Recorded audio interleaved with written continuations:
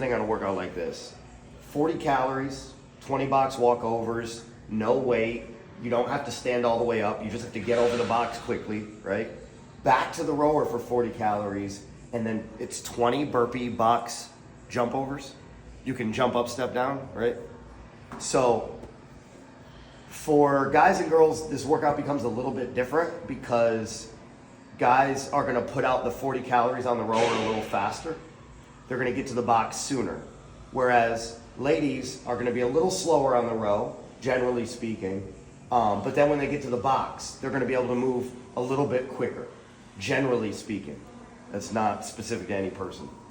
And so for a lot of you guys, which we mostly have ladies that are gonna be doing it, the 40 calories, initially, you're gonna be able to go pretty fast, even like the first 40 versus the second 40. The second 40, you're probably already gonna slow down. If you're hungry, don't. That's the difference. Right there. 40 calories, 20 walkovers is pretty easy. That's like barely even a break from the row. It's almost like you're doing 80 calories on the rower, because if you are hungry and you are moving, you're gonna get those walkovers done. I mean, average walkover is gonna be no more than 3 seconds per rep. So that puts you at a moderate pace, 1 minute on walkovers, right? And that's if you're not moving fast.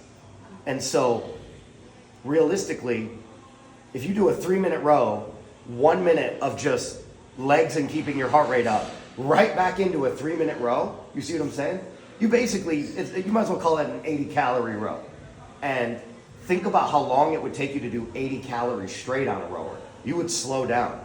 That's essentially what it's gonna feel like. And so coming out of your first calories, walkovers is barely a break if you're hungry and you're eating. You're right back into those calories. You're gonna wanna die right there. And you gotta plow through that aggressively. And it's gonna be very difficult to do. And so if you're really cooking, that's probably gonna be where you differentiate yourself from other people. And then on the burpee over the box, most of our guys who are motivated are gonna be a similar time. Because if you're going lay down, stand up, jump up, step down, that turns into a pretty steady rhythm if you do that without stopping. Again, where you're gonna see a pretty clear differentiation. If you stop at all on burpees to catch your breath, you're probably checking out right there. Because if you're stopping on burpees, you're then losing time and probably not going any faster from those breaks. And you're gonna come back to that row, and by round 2, you're gonna be barely moving on the row. So this is a very difficult workout to be competitive at, because not only is it steady engine work, but you have these calories, for ladies especially, that are daunting unless you're just a monster.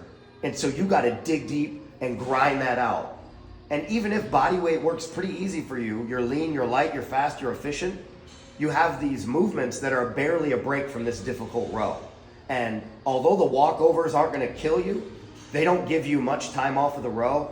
The burpees over, 20 of them, they're gonna give you, I mean, on average, that's taking 90 seconds. That gives you somewhat of a break. A lot of you guys might even push that all the way out to around 2 minutes. About 10 burpees over a minute that's a good sustained rate.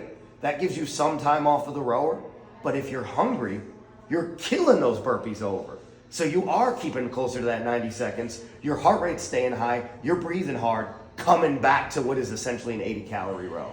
And so it is a very difficult workout to be competitive at, because by the time you're maybe 5 minutes in, you already don't want to be doing the workout, and you have to be hungry, digging deep, and fighting forward anyway for the next 15 fucking minutes.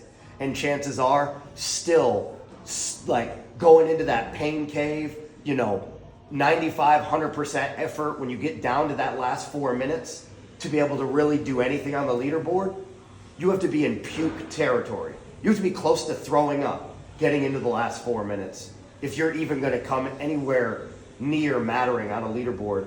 And I would say that's, at a competition this big, even for intermediates, that's gonna be true. Thanks, Kira.